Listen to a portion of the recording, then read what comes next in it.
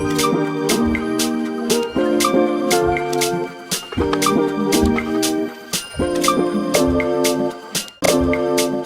afternoon, everyone.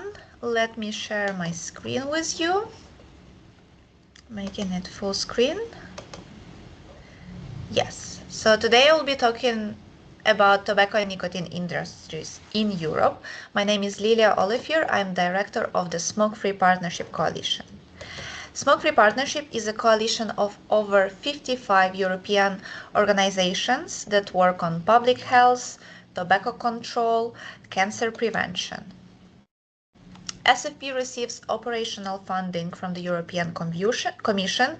However, views and opinions expressed are of SFP only and do not necessarily reflect those of the European Union or HADEA. I would like to start with an inspirational message. Do you see this glass as half empty or half full? And what about this glass? So I would like to remind you of the importance of the work that you do, and that the strength that we have is that we are able to turn challenges into opportunities. And even right now, if you feel like you are faced with multiple challenges, and that's probably the case, I would like to remind you that the time will come, and it's coming very soon, that we will have a chance to turn these challenges into opportunities. I would like to share with you the perspective, the European perspective and the EU level perspective on the political environment and the big goals that were set. So first of all, back in 2021-2022, European institutions set an ambitious goal under the Euro's Beating Cancer Plan.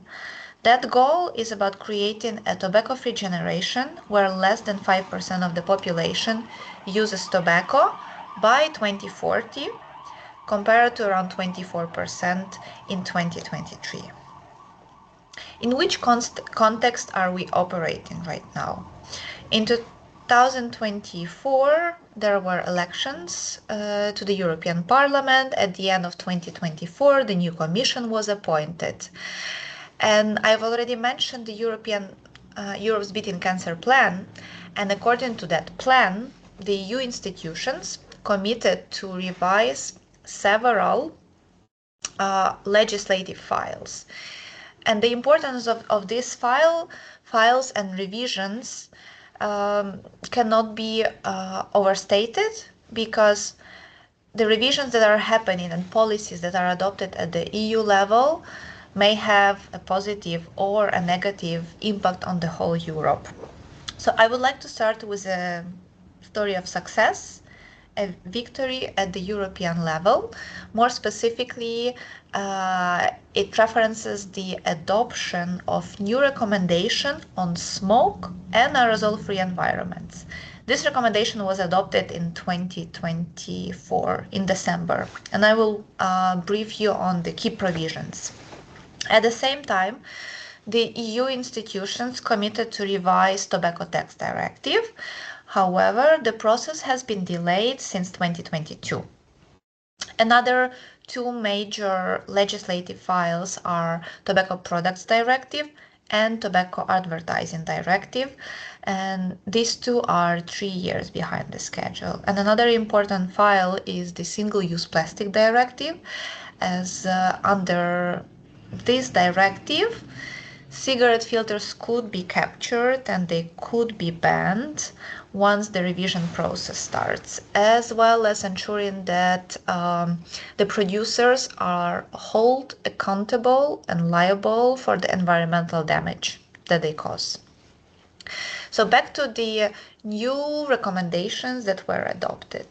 The major win of this recommendation is that new and emerging products are covered under this recommendation. So vapes, electronic cigarettes, heated tobacco products are included in the scope of this recommendation. Secondly, this recommendation expands to smoke and aerosol-free zones when it comes to the outdoor places. More specifically, public playgrounds, amusement parks, swimming pools, and zoos. Outdoor areas linked to service establishments, restaurants and cafes, bars, meaning terraces, and semi-open areas of public transport hubs, bus stops, trains, airports, as well as premises related to healthcare and education, hospitals, schools, universities, and last but not least, beaches.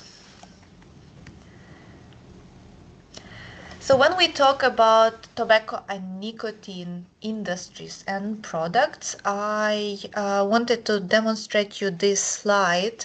The data is from the Euromonitor 2022, and the slide is a courtesy of Dr. Michał Stoklosa, who is working for the World Health Organization. So when you look at this table, you actually see that still, when it comes to the EU market share by product type, 92% of the market are actually conventional tobacco products. So cigarettes, roll your own.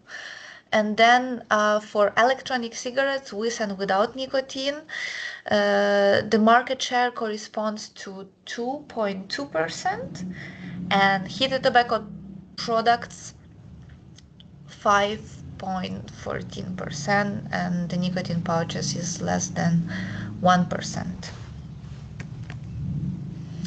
But at the same time, the sales are growing rapidly, which obviously requires regulators to have a closer look at this market. And when we say that sales are growing rapidly, actually you can see with this graph a very rapid increase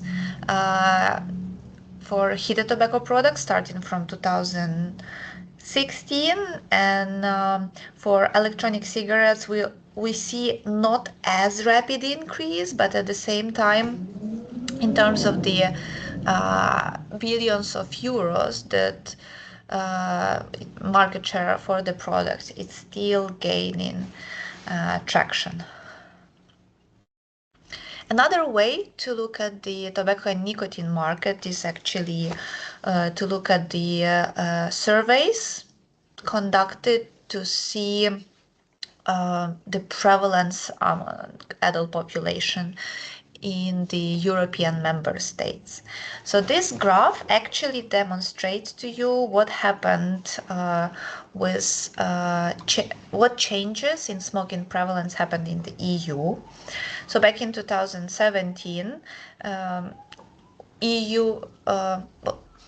the UK was still member of the EU, so this data actually includes the UK, but the data for 2022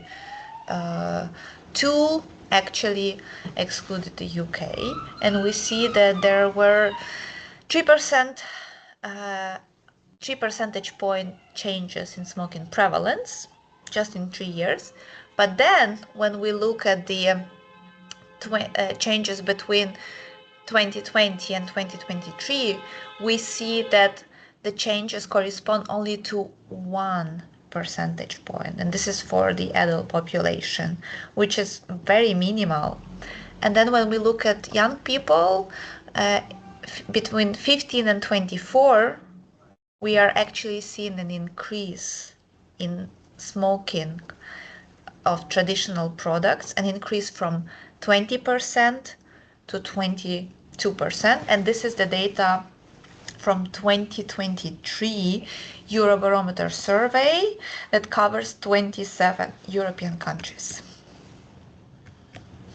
You are probably interested to know about consumption of new products. So according to the Eurobarometer, the prevalence of e-cigarette use among adult population from 15 and older increased from 2% to 3% between 2020 and 2023, so quite minimal, but we see a higher increase among 15 to 24-year-olds from 4% to 6%. For heated tobacco products, there is an increase for all from 1 to 2%, and for young people it remains stable at 2%. In nicotine pouches for young people between 15 and 24, in 2023, it reached 1%. This map actually demonstrates the smoking prevalence in the EU countries that belong to the European Union, and it only covers traditional tobacco products. And the darker the color, dark blue, the higher smoking prevalence, and then lighter colors represent countries with lower smoking prevalence. So as you can see, there are huge variations in the European Union countries. For example, in Bulgaria, smoking prevalence is 37%, in Greece 36%, Hungary 35%, Romania 34%, and then we've got Sweden with 8%, but just a reminder that this map doesn't capture overall tobacco and nicotine use, so nicotine pouches are not included. This map doesn't show the prevalence of the use of all tobacco products. Then for the Netherlands, smoking prevalence is 11%, Denmark 14%, Finland 15%. So variations are sometimes more than double. Later this week, you will be hearing about situation in Sweden, and you will be explaining in details what's actually happening there. But I would like to show this slide from Cancerfonden that actually shows that the use of nicotine pouches, white snus, in Sweden is the highest among the age group of young people age 16 to 29, and then it's significantly less among those who are 30 and older. And also this graph below shows you daily snus use, so nicotine pouches and snus in Sweden among those 16 to 29, and you can see that among young women there was a rapid increase between 2018 and 2020, and another very telling graph shows that around 2012, 13, 14, there was a turning point when daily snus use started increasing in Sweden and becoming higher than daily tobacco smoking. But the problematic part is that the prevalence of the use of nicotine pouches is the highest among those 16 and 29-year-olds. But let's follow the money. When we talk about the global e-cigarette market, it's estimated to be worth more than 22 billion US dollars. So this slide is a courtesy of Dr. Sophie Braznell. She's working for the University of Bath. And we can actually see that the market is largely fragmented, with smaller non-tobacco companies sort of dominating because they control 51% of the market. And then when it comes to transnational tobacco companies, they account for around 1/4. So BAT actually has the largest share of almost 22%. And then Imperial Tobacco, Japan Tobacco, and PMI, they also control a small percentage of the market. When we talk about global nicotine pouch market, it's estimated to be worth more than 2 billion US dollars. And here, almost 59% of the market is controlled by Philip Morris International, 15% controlled by British American Tobacco, and then we've got Altria, Japan Tobacco, Imperial Tobacco, and Swedish International. Let's not forget that Swedish Match, Swedish International, was acquired by Philip Morris International, so it sort of also belongs to Philip Morris International. And the last slide demonstrates that estimated global heated tobacco products market varies between 10 to 20 billion US dollars. And again, it's similar to nicotine pouches market because it's largely controlled and dominated by Philip Morris International, British American Tobacco, Japan Tobacco, and Imperial brands. So when we talk about emerging products, we have to keep track of all of other emerging products that are not yet captured by surveys or data on sales, but that they are being marketed most frequently in social media or other online platforms. So there is a product called Nicotine. This is a type of snus made from seaweed. This product delivers the same amount of nicotine as traditional snus, but dissolves within 2 minutes, making it use faster. And there is another product called Sniffy. It's a powder that can be legally sold in tobacco shops, currently only in France. Although it's officially not a tobacco product, Sniffy is intended to be snored and provides an instant energy boost according to the advertising, and it's been promoted mostly through TikTok. So another trend that we are seeing is that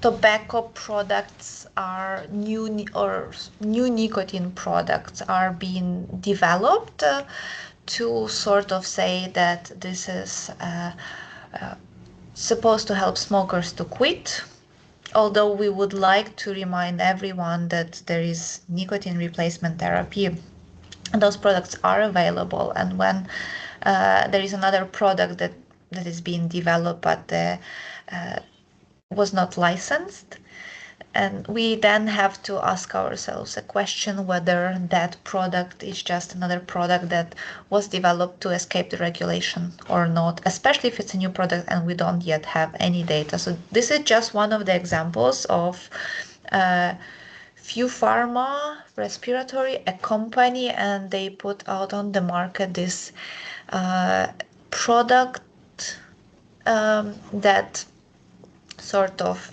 position and promote this as reduced risk nicotine technology.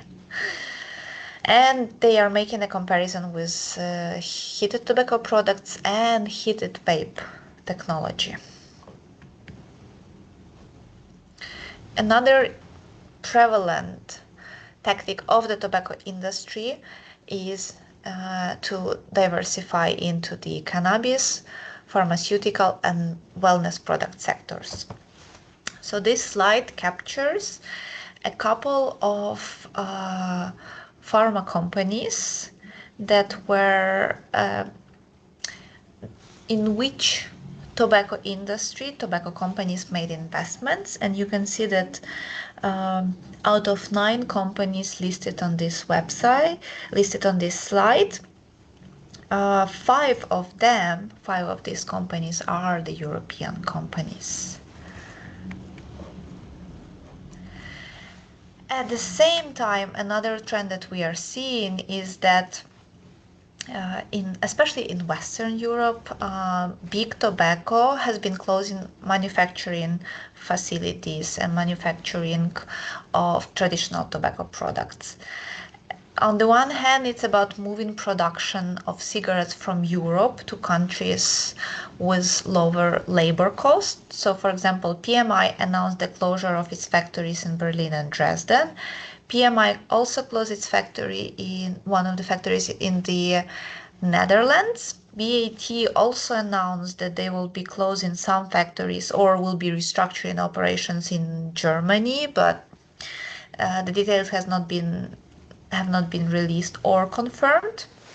And then if you look at the table in front of you, you will see that in parallel, while closing the facilities that produce cigarettes, tobacco industry has been investing in opening manufacturing of heated tobacco products or other nicotine tobacco products. So you see that new manufacturing facilities or restructured were opened in Romania, in Greece, Sweden, Poland, again Romania, Spain, Slovakia, Bulgaria, Latvia, Netherlands, Portugal, Germany, Hungary, Italy, Croatia, and Serbia. Why the industry does it? Knowing that actually new and emerging tobacco products, we've just seen the slides about the sales, and percentage of the market corresponds to very, well, significantly smaller percentage of the market. Why would they invest? We can assume is that it's done in order to establish relationship with governments and promise investments and sort of invest to be seen as an investor and to be treated as an investor, while at the same time moving production and manufacturing of cigarettes from Europe to lower middle income countries. We, of course, have to talk about illicit trade because the tobacco industry always talks about illicit trade. So I would like to remind you about the report that was produced by the World Bank, a global review of country experiences on confronting illicit tobacco trade. So the research indicates that smuggled products are smuggled from legitimate tobacco companies' supply chains has continued to outstrip the problems of cheap illicit whites and counterfeits globally. So in simple terms, the products that are being smuggled are legally produced products that were produced by the very same companies who are very concerned about illicit trade, but then on purpose overproduce. Multiple investigation reports by investigative journalists such as OCCRP produced investigations implicating British American Tobacco and Philip Morris International in being complicit in smuggling. Elsewhere, the tobacco industry have commissioned KPMG or other accountancy firms to prepare the reports on the illicit tobacco trade, which have almost without fail also been shown to exaggerate levels of illicit trade compared with independent data. And to summarize, still we see that tobacco companies knowingly continue to facilitate illicit trade by overproducing products in some markets and oversupplying to other markets. Because illicit trade remains one of the most well-known counter-arguments that the tobacco industry uses to oppose any sort of policy change or any sort of regulation on tobacco and nicotine products. Not just on taxation, on plain packaging, on display ban, and so on.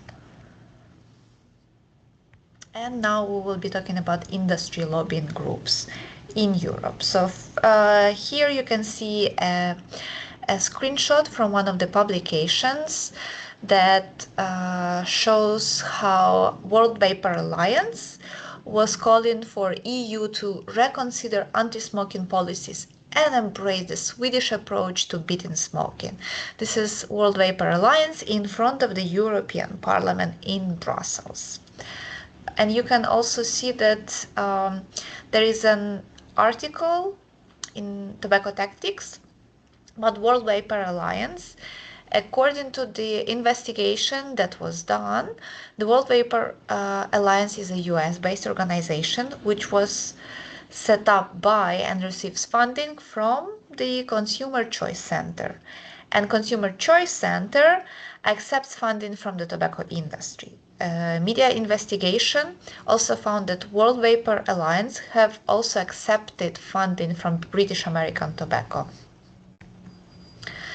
Another screenshot that I want to show you is a publication by ETRA, where they call out the EU commissioner, who is the Commissioner for Climate, Net Zero and Clean Growth and Taxation, to back down on his statements regarding the revision of the Tobacco Tax Directive.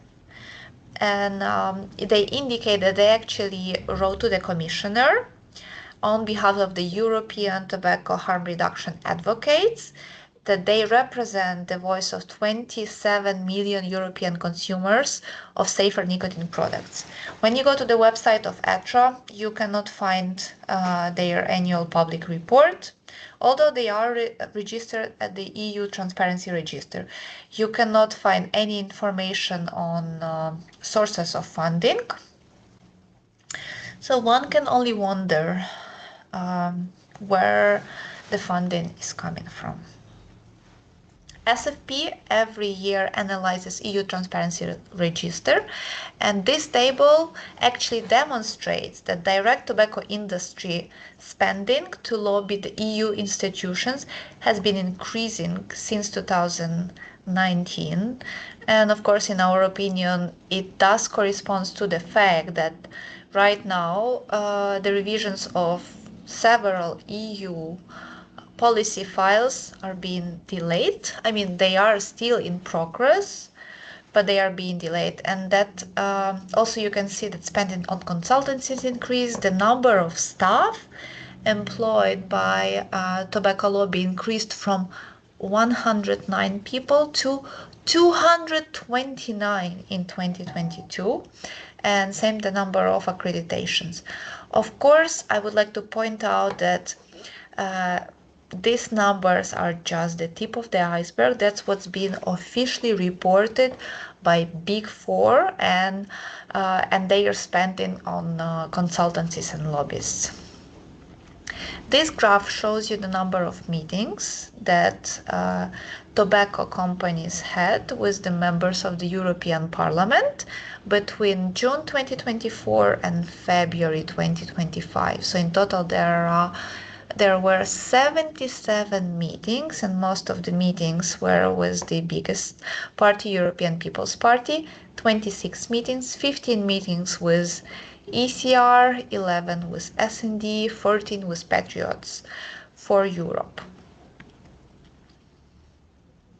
And I've already shared with you an update that a new recommendation on smoke and aerosol-free environments has been adopted, and it helps us to better understand the position of various European countries on whether they support that smoke and aerosol-free legislation covers heated tobacco products and vapes, and whether they support a recommendation to make some outdoor places smoke-free. So we've seen that only Greece and Germany abstained from voting, and in Germany mostly due to the political pressure.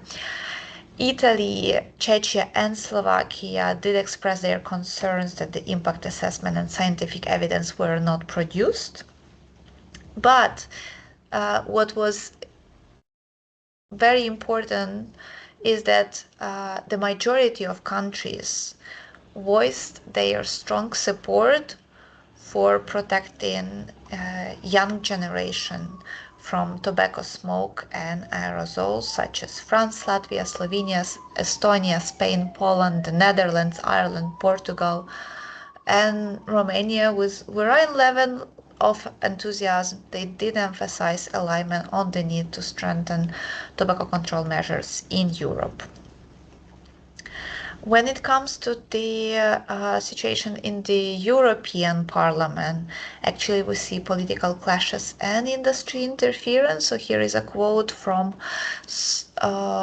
Peter Lies. He's a German member of the European Parliament. He is spokesperson for health at the European People's Party. And when the Parliament was debating a resolution on whether the Parliament wants to support strong council recommendations on smoke and aerosol-free environments or not, Peter Lies said the following: "I also, a doctor, don't know any scientific evidence that when somebody uses an e-cigarette in an outside restaurant, any third person has any risk here. So that needs to be clarified. Whether there is scientific evidence, which article, send it to me and we talk." At the end, it's resulted in the fact that European Parliament didn't adopt a resolution in support of the strengthening smoke and aerosol-free environments recommendation. Here is just a couple of examples how harm reduction narrative is being promoted in the media, and how so-called Swedish example is being used by the tobacco industry, or actually completely misused, to tell a very different story from what's actually happening in Sweden. Another trend that we are seeing, that there are more and more countries in Europe who go ahead with regulating new and emerging products at the national level. So, for example, Belgium banned nicotine pouches at the national level. Belgium also banned disposable vapes. France has done the same, banned nicotine pouches and disposable vapes. In the Netherlands, some supermarkets no longer sell electronic cigarettes. Ireland is also considering banning disposable vapes and increasing the age of sales. It's very inspiring to see that there are many countries in Europe who act now. They don't wait for the actions to be taken at the EU level, because we know that it might take longer, and they lead by example, which means that other countries will be more keen and more likely to follow these countries. And I would like to show you the key findings of the article that evaluates financial case for investing in or divesting from tobacco investments. So this article actually says that there is decline in real revenues of tobacco companies. So 6 out of 9 tobacco companies saw a revenue decline between 2016 and 2022. There are exceptions. However, at the same time, there are challenges in offsetting the decline because of the rising net of tax cigarette prices and introducing novel products, because obviously they were rather insufficient when it comes to contributing to increasing revenues. And in case of JTI, despite increased sales, revenue still decline due to lower net of tax price per stick. So on the one hand, we know that the tobacco industry developed and now widely markets novel and emerging products to exploit the regulatory gaps and to target the young people. But at the same time, the industry keeps saying that the sales and consumption of the new products are increasing. But is it actually the case? And when we've looked with you at the data on the prevalence of use, we do see an increase. But this article indicated that it also has an impact on traditional cigarette sales, such as growth in novel product sales accelerate the decline of traditional cigarette sales. Novel products form a small portion of overall revenue. For example, for BAT, it's 10%. And also it leads to intensified competition. Emerging multinational competitors in the novel product space. Although we know that the tobacco industry is very quick in investing and buying those competitors that become successful. So this graph actually demonstrates to you tobacco stock performance versus market indices performance. In simple terms, I'll try to explain it in a simple way. We see that decline in price earnings ratios of tobacco companies since 2016 probably suggests that the stocks are of a low value for investors. And also, declining price and earnings ratios may suggest that business models are in decline, reflecting lower investor confidence in companies' future prospects and earnings potential. We tend to say that the tobacco industry is doing everything in its power to keep people addicted, to keep selling both traditional and new and emerging products. But the main reason why tobacco companies came up with new and emerging products is that they had to respond to the new reality in which their consumers were made aware that smoking kills.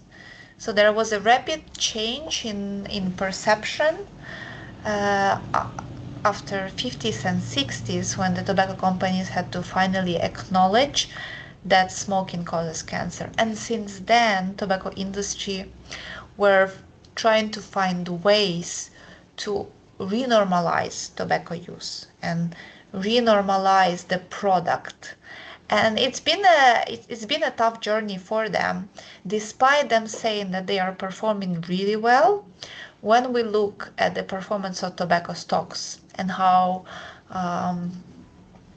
attractive it is for investors, actually we see that it's not the case, and maybe the tobacco industry is not doing as well as they like to say. So in conclusion, I like to say that tobacco industry lobbying hasn't changed much over the last years. They are focusing on creating doubt. They are focusing on dividing and conquering, and shifting focus from revising national legislation, EU-level directives, to never-ending discussions on harm reduction and new products. Therefore, our priorities have to remain focused on exposing the industry interference and the front groups, reminding about industry tactics, focusing on policy change and rising awareness, more specifically Article 5.3 that protects decision makers from industry pressure. And I would like to end with a quote from an Estonian health minister, who said that we don't just need a smoke-free generation, we need a nicotine-free generation. Many health ministers support this idea. After the pharmaceutical package, tobacco legislation should be next. Thank you for your work. Thank you for your commitment. And I will be ready to take any questions.